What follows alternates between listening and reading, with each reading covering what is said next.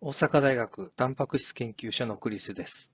我々はタンパク質の形を集めたデータベース、プロテインデータバンクを作っています。タンパク質は千差万別です。タンパク質の形を知ることは重要で、薬やワクチンの開発にも役立ちます。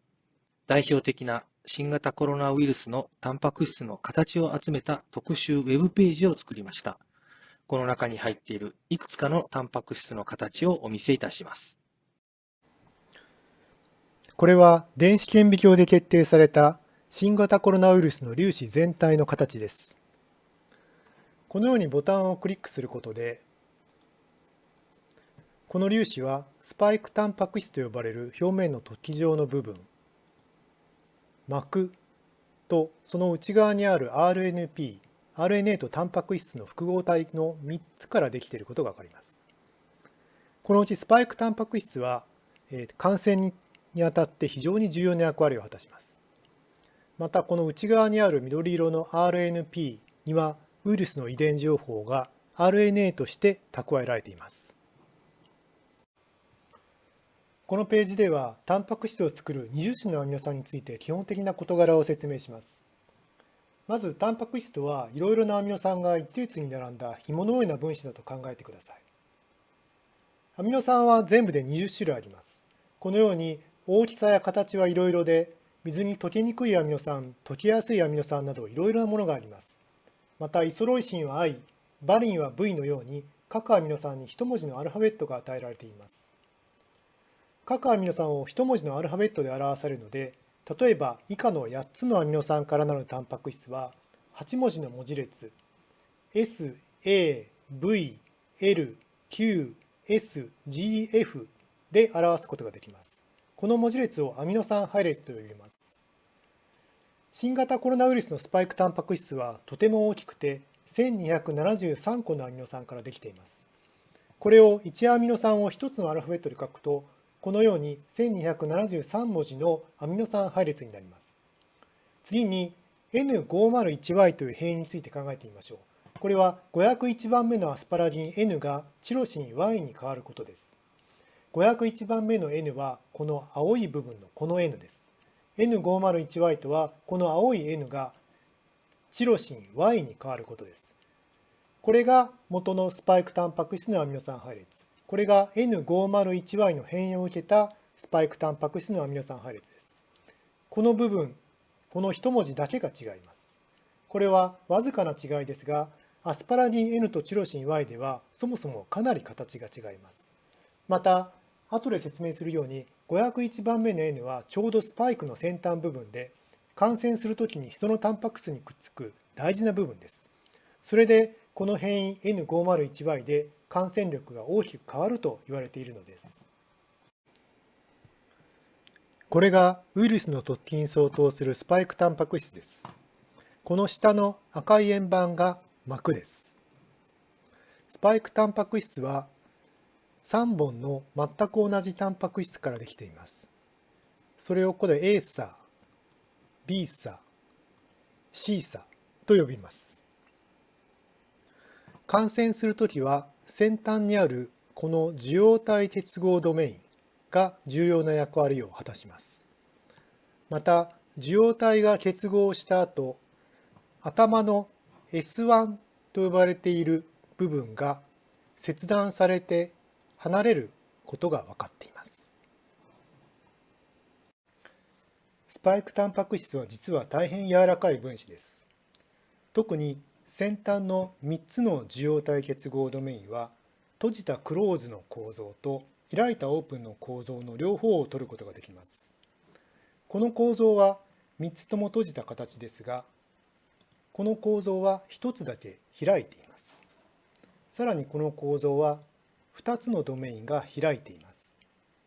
このようにスパイクタンパク質は閉じた形、1つだけ開いた形、2つ開いた形など構造が変化することがわかります。このドメインの開閉は人の受容体や抗体との結合に大変重要です。今ここに2つのスパイクタンパク質が示されています。この上に人の細胞が近づいてきて、このように ACE2 と言われる人の受容体タンパク質がスパイクタンパク質と結合します。これによって感染が進みます。この上の青い円盤は人の細胞膜です。下がウイルスの膜です。このように受容体とスパイクが結合した後、感染が進むと、最終的にはウイルスの膜と人の細胞膜が近づいてきて融合してしまい、感染が進むことになります。ウイルスが侵入すると、人の免疫システムは抗体というタンパク質を作り出します。これが抗体の一種です。この抗体タンパク質は、このようにウイルスのスパイクタンパク質に結合することで、スパイクが人の受容体タンパク質に結合することを邪魔します。今ここに3つの抗体がついていますが、抗体には非常に多くの種類があり、それぞれ結合部位が少しずつ異なります。例えば、この別の抗体はまた別の場所につきます。先ほどの抗体とは違って、この場所につきます。抗体は普通はウイルスに感染した後に作れるようになりますが、ワクチンを打っても同じような効果があります。現在使われている RNA ワクチンの多くは、このスパイクタンパク質全長をコードしている RNA を使っています。RNA ワクチンを注射すると、RNA からこのようなスパイクタンパク質がたくさん作られます。すると、人の免疫システムが動き出し、スパイクタンパク質に結合する抗体をたくさん作れるようになります。抗体の多くは、スパイクが人受容体タンパク質に結合するのを邪魔するので、感染や病気の進行を防ぐことができます。抗体カクテル療法とは、人工的に抽出した複数の抗体分子を体に注射することで、病気の進行を防ぐ治療法です。これは、ロナプリーブという療法で使われる2つの抗体、カシリビマブとイマデビマブがスパイクタンパク質に結合した構造です。この緑色の分子がカシリビマブ、赤い分子がイマデビマブです。このように抗体を結合させると、スパイクは人の受容体に結合できなくなるので、病気の進行を防ぐことができます。また、この2つの抗体はスパイクの別々の部分に結合するので、2つ同時に結合することができます。2つの抗体を同時に使うと、スパイクタンパク質の広い部分を使って結合するので、結合を回避するようなアミノ酸変異は起こりにくくなると言われています。新型コロナウイルスには多くの変異体があり、アルファ株やデルタ株などと呼ばれています。これらの変異体は主にスパイクタンパク質のアミノ酸の変化で特徴づけられます。例えば、アルファ株の N501 はこの赤い玉の部分に相当します。この場所はちょうど先ほどお示しした人の受容体 ACE2 との結合部位に相当し、この変異によって受容体と結合しやすくなる可能性があります。また、抗体の結合部位とも近いため、この変異によって抗体との結合にも関係するかもしれません。同じように、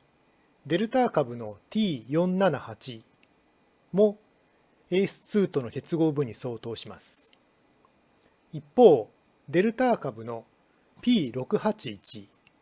は受容体や抗体とは遠く、結合には直接関係しないと思われます。しかし、最初にお話したように、感染が進行するには、S1 と呼ばれる頭の部分が切断される必要があります。この切断部位が、この緑色の玉の部分に相当します。